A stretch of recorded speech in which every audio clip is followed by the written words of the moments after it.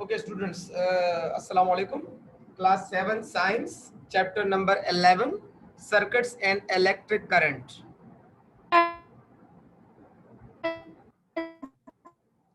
Circuits and electric current के बारे में है, ठीक है। आई थिंक हमारा फर्स्ट टॉपिक होना चाहिए व्हाट इज करंट। यस, ऐसे ही है, flow of current. What is current, ये हम इसमें पढ़ेंगे अभी, ठीक है। The flow of charges through a conductor is called electric current. Charges travel from one pole to the other pole of an electrical source battery as shown in the figure 11.1. देखिए बेटा, जो भी चार्जेस फ्लो करते हैं ना किसी भी conductor से, उसको इलेक्ट्रिक करंट कहा जाता है। ये तो आप लोग याद रख लेना करंट की डिफिनेशन कि the flow of charges through any conductor is called electric current. किसी भी कंडक्टर से जो चार्जेस फ्लो करते हैं, इन चार्जेस के फ्लो को इलेक्ट्रिक करंट कहा जाता है। Charges travel from one pole to the other pole of an electrical source battery. Charges हमेशा ट्रेवल करते हैं एक पोल से दूसरे पोल की जानिब। It has been proved that only negative charge electron move from one place to the other. Positively charged protons do not move. In early days, before the discovery of electrons, scientists guessed wrongly that the current was the flow of positive charges from the positive pole of the battery to the negative pole. Scientists still adopt this idea and they have called it as conventional current. असल में ये होता है कि negative particles यानी electron वो एक जगह से दूसरी जगह मूवमेंट करते हैं, लेकिन पुराने जमाने में लोग यही समझते थे कि पॉजिटिव चार्जेस ट्रेवल करते हैं from positive terminal to negative terminal, तो इसलिए उस करंट को कन्वेंशनल करंट कहा जाता था। और अभी भी साइंटिस्ट इसी कन्वेंशनल करंट के आइडिया को लेके चल रहे हैं। तो आप लोग को ये दूसरा पैराग्राफ खैर याद करने की जरूरत नहीं है, पहला पैराग्राफ याद करो और ये जो आखिरी दो पैराग्राफ है ये याद करने हैं। The unit for electric current is ampere. MCQs में आ सकता है बेटा, इलेक्ट्रिक करंट का यूनिट क्या है? Ampere. Other smaller units are milli ampere and micro ampere. Electric current is measured by ammeter. Ammeter वो डिवाइस है जो हमें इलेक्ट्रिक करंट मेजर करके देता है। What is electrical circuit? An electric circuit is a complete path along which the charges flow. Charges जो flow करते हैं ना, जिस रास्ते से फ्लो करते हैं उस रास्ते को इलेक्ट्रिकल सर्किट कहा जाता है। जैसे आप लोग को नजर भी आ रहा है, ये एक इलेक्ट्रिकल सर्किट है। Battery, okay, battery is a source of current. की का मतलब है स्विच। यहाँ पे एक स्विच लगा हुआ है, ठीक है, और उस स्विच से पॉजिटिव टर्मिनल से करंट नेगेटिव टर्मिनल की तरफ ड्राइव करता है। मतलब ज्यादातर जो हम बैटरियां बनाते हैं ना उसमें हम कन्वेंशनल करंट ही जो है वो कन्वेंशनल करंट के बारे में ही बात करते हैं। और जब ये बैटरी से करंट फ्लो करते हुए इस बल्ब के ऊपर से गुजरेगा और बल्ब ऑन हो जाएगा, तो इस पूरे सर्किट को इलेक्ट्रिकल सर्किट कहते हैं। मतलब इलेक्ट्रिकल सर्किट वो कंप्लीट रास्ता है जिससे इलेक्ट्रिक करंट ट्रेवल करता है। A switch can open or close a circuit. Switch का काम है किसी सर्किट को ओपन या क्लोज करना। Electric current only flows through a close circuit. और इलेक्ट्रिक करंट सिर्फ एक क्लोज सर्किट से ही ट्रेवल कर सकता है। Electric current can only travel through a close circuit. Electric current can only travel through a close circuit. अच्छा जनाब, ये हो गया इलेक्ट्रिक करंट के बारे में, इलेक्ट्रिक सर्किट के बारे में। इलेक्ट्रिक करंट का डिफिनेशन क्या आया? The flow of charges is called electric current and the unit of electric current is ampere and electric current is measured by ammeter. ये तीन बातें तो आप लोगों को पक्की याद होनी चाहिए। क्या क्या है बेटा? पहली बात है the flow of charges is called current. The flow of charges through a conductor is called current, electric current. The unit of electric current is ampere and electric current is measured by ammeter. Electric current को हम ammeter से major करते हैं। और फिर electric circuit क्या चीज है? एक ऐसा रास्ता जिससे ये करंट ट्रेवल करता है। मतलब चार्जेस जिस रास्ते से फ्लो करते हैं उसको इलेक्ट्रिक सर्किट कहा जाता है। उससे नेक्स्ट टॉपिक है conductors and insulators. The materials which allow electric current to pass through them are called conductors. Metals such as copper, silver, iron and aluminium are good conductors. वो material जिससे electric current travel करे उसको conductors कहा जाता है। For example copper, silver, iron, aluminium या good conductor है, मतलब वो मटेरियल जिनसे करंट फ्लो कर सके। जिस तरह हम अपने इलेक्ट्रिक सर्किट में ऐसा तार यूज करते हैं ना जिससे करंट फ्लो कर सकता है, उसको कहते हैं इलेक्ट्रिकल कंडक्टर। और तार के ऊपर हमने प्लास्टिक नुमासी चीज चढ़ाई होती है ताकि हमें वो नुकसान न पहुंच जाए, इलेक्ट्रिक शॉक न पहुंचाए, उस को कहते हैं इंसुलेटर। वो मटेरियल जो इलेक्ट्रिसिटी कंडक्ट न करे वो इंसुलेटर है। The materials which do not conduct electricity are called insulators. For example rubber, glass, sand, plastic, wood etcetera are insulators. उसके नेक्स्ट है टाइप्स ऑफ इलेक्ट्रिकल सर्किट्स। ये एक्सरसाइज का लॉन्ग क्वेश्चन है बेटा। Types of electrical circuit. There are several kinds of circuits, but here we shall discuss its two main types: series circuits and parallel circuits. What is series circuit? If all the components are connected one after another in a single loop, then it is called a series circuit. अगर हमने तमाम components को एक दूसरे के पीछे connect किए हुए हैं तो इस तरह के सर्किट को सीरीज सर्किट कहा जाएगा। In a series circuit, there is only one path for the current to flow. Current को फ्लो होने के लिए एक ही रास्ता मिलता है। मैं पहले फिगर में दिखा दूं, उसके बाद आप लोग को ये पढ़ने का मौका मिलेगा। ये सीरीज सर्किट है, देख लें। ये देखिए करंट फ्लो करना शुरू किया, ये पॉजिटिव टर्मिनल से नेगेटिव टर्मिनल की तरफ करंट आ रहा है। ये पहले वाला बल्ब, दूसरे वाला बल्ब, तीसरे वाला बल्ब और चौथे वाला बल्ब, चारों के चार एक ही कतार में लगे हुए हैं, तो इसको कहते हैं सीरीज सर्किट। अब आप लोग ये दूसरा डायग्राम देख लें। बैटरी के साथ आपने चारों के चार बल्ब एक ही कतार में लगा दिया, एक ही लाइन में लगा दिया, तो इसको कहते हैं सीरीज सर्किट। अच्छा, इसका डिसएडवांटेज क्या है? इसका डिसएडवांटेज ये है ना कि अगर एक बल्ब भी खराब हो गया तो चारों बल्ब, बाकी तीनों बल्ब भी ऑफ हो जाएंगे। क्यों? क्योंकि उधर से सप्लाई कट जाएगी तो बाकी तीन बल्ब भी ऑफ हो जाएंगे। मतलब बीच में से कहीं से भी कनेक्शन कट गया, तार कट गया तो सारे के सारे बंद हो जाएंगे। तो ये सीरीज सर्किट का डिसएडवांटेज है। नीचे आप लोगों को मैं पैरेलल सर्किट की पिक्चर दिखा दूं, उसके बाद पढ़ लेते हैं कि पैरेलल सर्किट कैसे होता है। ये है पैरेलल सर्किट, नजर आ रहे हैं आप लोगों को? अब देख ले, हर एक बल्ब को अपना रास्ता मिला हुआ है, अलग अलग रास्ता। इसका मतलब अगर एक बल्ब खराब भी हो जाए तो बाकी दो बल्ब्स को कुछ भी नहीं होगा, क्योंकि उनको अपना करंट का रास्ता मिला हुआ है। आपके घर में जो फिटिंग है ना वो पैरेलल सर्किट है। आपके जो घर में फिटिंग की गई है वो कौन सा है? वो है पैरेलल सर्किट। ठीक है, आपके घर में जो फिटिंग की गई है वो पैरेलल सर्किट कहलाता है। स्नैन कैमरा ऑफ कर दो। अच्छा, ये हो गया बेटा, करंट का फ्लो भी आपने देख लिया और आपने ये भी पता लगा लिया कि पैरेलल सर्किट किस तरह का होगा। अब मैं आप लोग को इन दोनों के बारे में बताऊंगा और ये आप लोगों ने लॉन्ग क्वेश्चन के लिए याद करने हैं, काफी ज्यादा इंपॉर्टेंट टॉपिक है ये। Series circuit, if all the components are connected one after another in a single loop, then it is called a series circuit. In a series circuit, there is only one path for the current to flow. Current को flow होने के लिए सिर्फ एक ही रास्ता मिलता है, single path मिलता है सीरीज सर्किट में। The amount of current which flows through each bulb of the circuit is the same.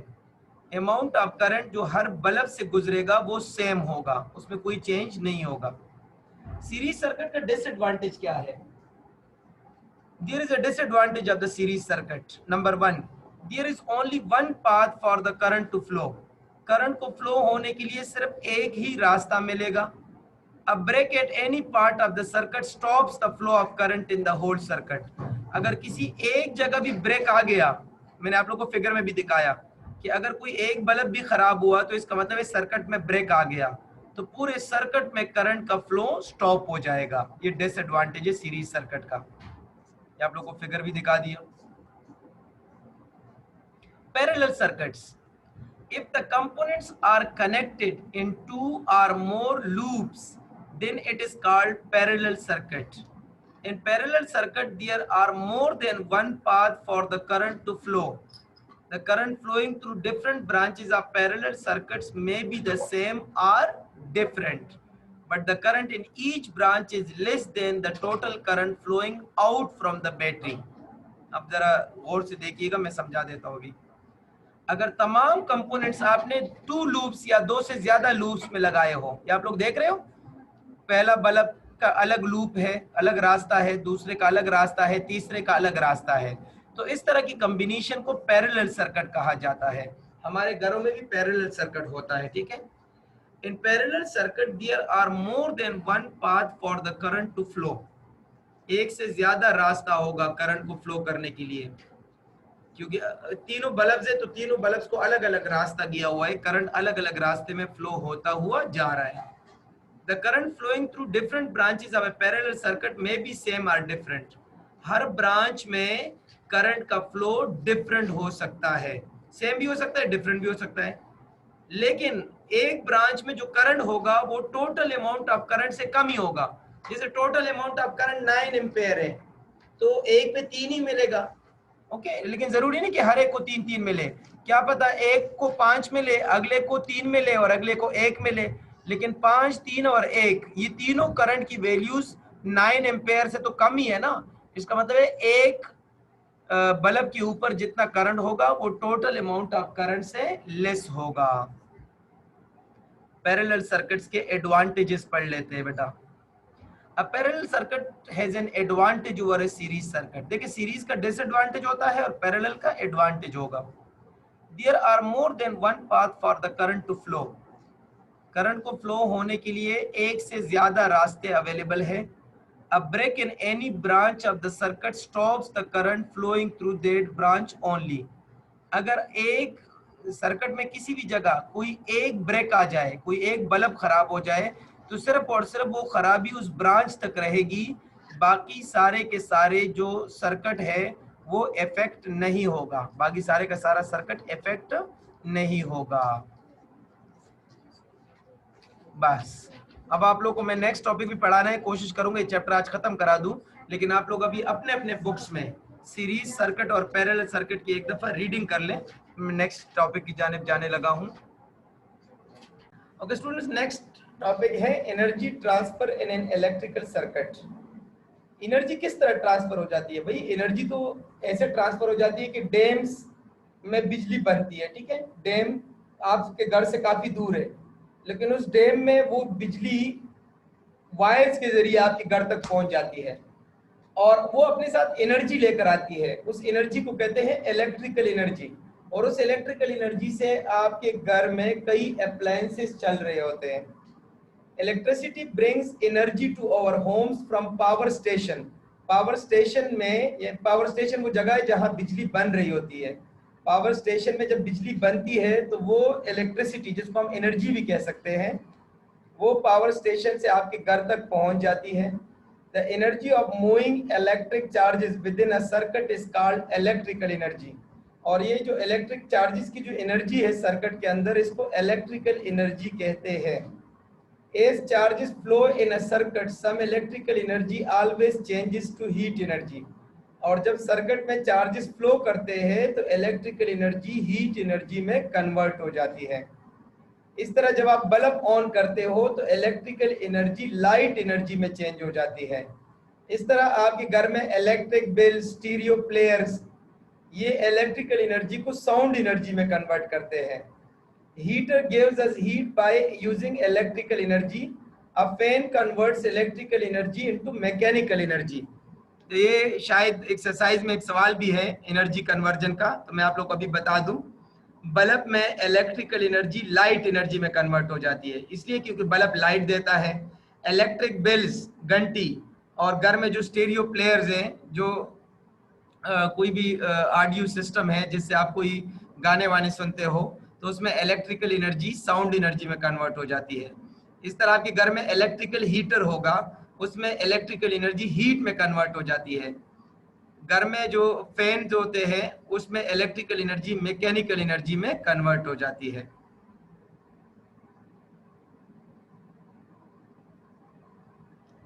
अच्छा जी, how do charges flow exercise में नहीं है तो इसको भी हम फिलहाल स्किप कर लेते हैं। Resistance, what is resistance?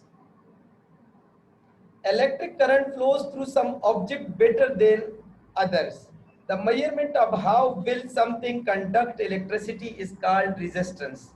देखिए बेटा, आप जब मार्केट जाते हो ना वायर खरीदने कि यार मुझे बिजली का तार चाहिए, तो वो आपको बोलता है कि यार बिजली का जो तार है वो कौन से वाला चाहिए, सस्ते वाला या महंगे वाला?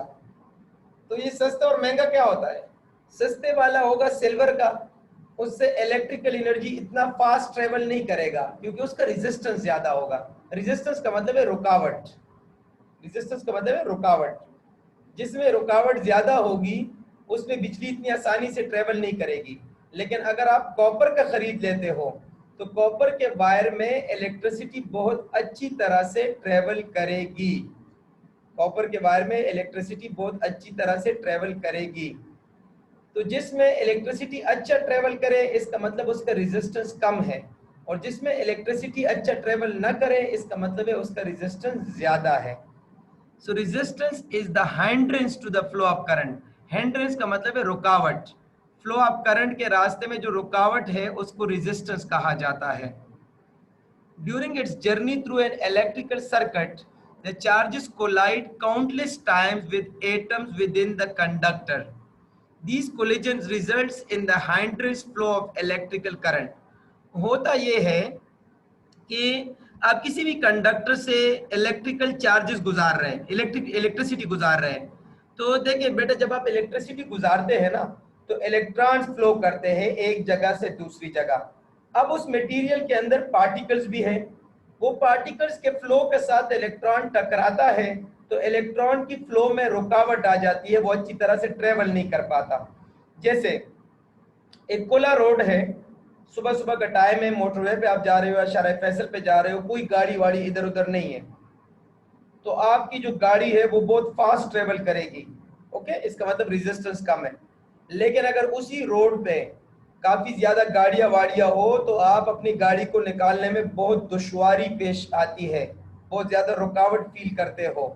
तो वो जो गाड़ियां है वो आपको असल में रेजिस्टेंस प्रोवाइड करता है। तो इस तरह जो वायर में रेजिस्टेंस ज्यादा होती है इसका मतलब है कि करंट के फ्लो को रुकावट मिल रही है। इलेक्ट्रॉन फ्लो करना चाहता है लेकिन रास्ते में जो उस मटेरियल के अंदर छोटे छोटे पार्टिकल्स हैं वो उस करंट के रास्ते में रुकावट डाल रही है। ठीक है, तो इसमें भी आप लोग सिर्फ पहला पैराग्राफ याद कर लेना, दूसरा आप अपने अल्फाज में भी लिख सकते हो। तीसरा पैराग्राफ पूरा याद करना है। The resistance of a wire depends upon the length of the wire and thickness of the wire. बस यहाँ तक याद कर लेना। रेजिस्टेंस डिपेंड करता है कि वायर की लेंथ कितनी है और वायर की थिकनेस कितनी है। अच्छा, अगर लेंथ ज्यादा हो तो रेजिस्टेंस भी ज्यादा होगा, लेकिन अगर थिकनेस ज्यादा हो तो रेजिस्टेंस कम होगा। थिकनेस ज्यादा का मतलब है मोटा, यानी खुला चौड़ा रोड है, रोड तंग नहीं है, बिल्कुल बहुत खुला रोड है, तो आप कहीं से भी अपनी गाड़ी निकाल लो। तो थिकनेस अगर ज्यादा हो तो रेजिस्टेंस कम होगा, और अगर लेंथ ज्यादा हो तो रेजिस्टेंस ज्यादा होगा। ठीक है, ये नीचे पैराग्राफ में लिखा भी है। Recall the flow of water in a pipe. A long pipe resists the flow of water more than a short pipe, and a thin pipe resists the flow of water more than a wide pipe. जो long pipe होगा वो water के flow को ज्यादा resist करेगा क्योंकि आपको water बहुत दूर तक जा रहा है, जबकि जो थिन पाइप होगा वो भी रेजिस्टेंस ज्यादा करेगा वाइड पाइप के मुकाबले में। ये पाइप की उन्होंने मिसाल दे दी, लेकिन अगली लाइन में उन्होंने इसको वायर में कन्वर्ट किया कि long wires have more resistance than short wires and thin wires have more resistance than thick wires. इसका मतलब है थिक वायर्स में रेजिस्टेंस कम होता है। और ये जो आखिर में लिखा है ना, the unit of resistance is ohm, ये तो ऑब्जेक्टिव में मस्ट आता है। जैसे मैंने बताया कि करंट का यूनिट एम्पेयर है, तो रेजिस्टेंस का यूनिट क्या है? ओम। याद रख लेना, unit of resistance is ohm, the unit of resistance is ohm. आगे चलते हैं, the relationship between voltage and resistance. ये रिलेशनशिप आप लोग जुबानी याद रख लें, इसी को ओम्स लॉ कहते हैं। पेपर में आगे ना ओम्स लॉ, तो फिर आपने यही वाला लिखना है, ठीक है। Resistance is equal to voltage divided by current, this equation is called Ohm's law. नीचे पैराग्राफ में लिखा भी है, the above equation shows that the resistance is equal to voltage divided by current, it is called ohms law। उस दिन भी एक बच्चे ने पूछा था कि सर पेपर में तो आया है ओम्स लॉ, लेकिन हमारे बुक में तो ओम्स लॉ है ही नहीं, तो मैंने उसको यही बता दिया कि resistance is equal to voltage divided by current. आप सिर्फ ये इक्वेशन लिख लो और उसके नीचे लिख लो the above equation is called Ohm's law. ये जो इक्वेशन है इसको ओम्स लॉ कहते हैं। एक जर्मन साइंटिस्ट था, उसका नाम था जॉर्ज सिमन ओम, उसने वोल्टेज और इलेक्ट्रिक करंट के दरमियान ये रिलेशनशिप कायम किया था, ठीक है। जर्मन साइंटिस्ट था जॉर्ज सिमन ओम, उसने ये रिलेशनशिप कायम किया था। Measuring current voltage and resistance, हम करंट वोल्टेज और रेजिस्टेंस को कैसे मेजर करते हैं। करंट को मेजर करना हो तो आप एम मीटर इस्तेमाल करेंगे, ठीक है। बस यहां तक आप लोगों ने याद करना है, और इतने ही मैं पढ़ा लेता हूं जितना मैंने हाईलाइट किया। An ammeter is a device to measure the amount of current in electrical circuit। किसी भी इलेक्ट्रिक सर्किट में करंट को मेजर करना हो तो आप एमीटर यूज करेंगे। It is connected to the circuit in series so that the full current passes through it। आपने एमीटर को सीरीज में कनेक्ट करना है ताकि पूरे का पूरा करंट इसके ऊपर से गुजरे, ताकि सारे का सारा करंट इसके ऊपर से गुजरे और ये उस पूरे के पूरे करंट को मेजर करे, ठीक है। An ammeter does not change the amount of current in a circuit because it has very low resistance। Ammeter का रेजिस्टेंस बहुत कम होता है, इसलिए ये करंट को जाया नहीं करेगा। लेकिन आप लोग ये पहले दो लाइन याद कर लो तो काफी है एमीटर के बारे में। What is volt meter? A voltmeter is a device to measure voltage in a circuit and it is always connected parallel with the circuit। Voltmeter वो डिवाइस है जो वोल्टेज को मेजर करता है और इसको हमने हमेशा पैरेलल में कनेक्ट करना है। The current does not flow through a voltmeter because it has very high resistance। और करंट वोल्टमीटर से कभी भी ट्रेवल नहीं कर सकता क्योंकि वोल्टमीटर का रेजिस्टेंस हाई होता है। What is multimeter? मल्टीमीटर को एवो मीटर भी कहते हैं, AVO। ए का मतलब एम्पेयर, वी का मतलब वोल्टेज, ओ का मतलब ओम, क्योंकि ये रेजिस्टेंस मेजर करता है ओम में, वोल्टेज मेजर करता है और स्मॉल करंट मेजर करता है एम्पेयर में। तो जो तीनों को मेजर करे उसको एम मीटर कहा जाता है। Okay, next question is electrical power. Exercise में भी ये क्वेश्चन है, ये जितने मैं पढ़ा रहा हूँ ये तमाम क्वेश्चन एक्सरसाइज में मौजूद है। All electrical devices such as fans, blenders, computers convert electrical energy to other forms of energy।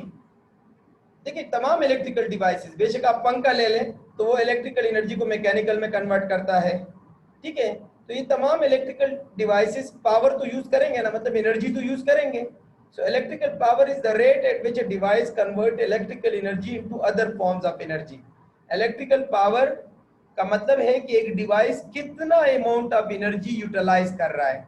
जैसे आप हीटर लगाएंगे तो वो बहुत ज्यादा करंट यूटिलाइज करेगा 1 सेकंड में, तो अगर 1 सेकंड में हम एनर्जी को टाइम पे डिवाइड करें that is called power. Energy divided by time is equal to power. Power का यूनिट है वाट, ओके। अच्छा, एनर्जी का यूनिट है जूल। तो अगर आपसे कोई पूछे व्हाट इज वाट तो आप कहेंगे जूल पर second. 1 watt is equal to 1 joule per second। 1 watt is equal to 1 joule per second। क्यों? क्योंकि देखिए बेटा 1 watt is equal to joule per second, क्योंकि एनर्जी का यूनिट जो है वो जूल है और टाइम का यूनिट है सेकंड। तो इसका मतलब है 1 watt is equal to joule per second। अगर आपसे कोई पूछे पावर क्या चीज है तो आप लोग लिखेंगे इलेक्ट्रिकल पावर। अगर पूछे क्या पूछे? इलेक्ट्रिकल पावर, तो you will write the electrical energy divided by time. अगर इलेक्ट्रिकल एनर्जी को हम टाइम पे डिवाइड करें तो इसका मतलब होगा इलेक्ट्रिकल पावर।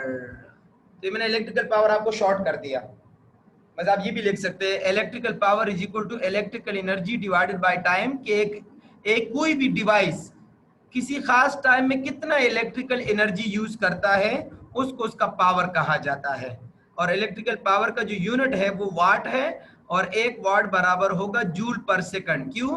क्योंकि एनर्जी का यूनिट जूल है और टाइम का यूनिट सेकंड है, इसलिए इलेक्ट्रिकल पावर का यूनिट वाट आ जाएगा। So much simple. An energy has a unit, electrical power has a unit called kilowatt hour. ठीक है, ये बल्कि ये एनर्जी का यूनिट है।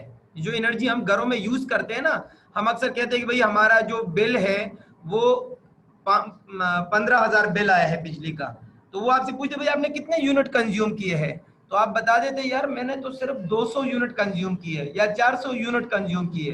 तो उस यूनिट का मतलब है किलोवाट आवर।